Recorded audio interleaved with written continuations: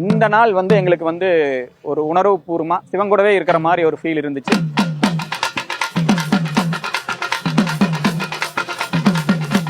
ஒவ்வொரு அமாவாசையுமே வந்துட்டு ஈசாவை சுத்திக்கிற ஊரில் இருக்கிறவங்க எல்லாம் சேர்ந்து இந்த ஆதியோகிக்கு வந்துட்டு அமாவாசை பூஜை நடத்துறதுக்காக எங்களுக்கு ஒரு வாய்ப்பு கொடுக்கப்பட்டது. ஒவ்வொரு அமாவாசையை விட இது ரொம்ப ஸ்பெஷலான அமாவாசையா தெரியுதுங்க எங்களுக்கு.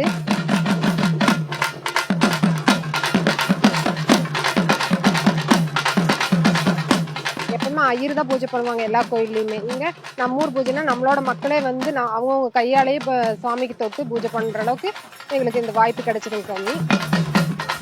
இப்போ இந்த அமாவாசை தினத்தன்னைக்கு எங்கள் ஊரில் இருந்த தேங்காய், பழம், மாலை, அன்னதானம் எல்லாமே நாங்கள் சிவனுக்காக அர்ப்பணித்தோம்.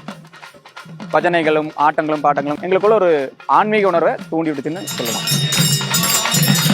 விழாவின் இறுதியில் வந்துட்டு எங்கள் ஊர் சார்பாக வந்துட்டு இங்கே இருக்கிற அனைத்து மக்களுக்கும் அன்னதானம் நாங்கள் கொடுத்தோம். அன்னதானம் ரொம்ப நல்லா இருந்துச்சு, ரொம்ப நிகழ்ச்சியும் நல்லா.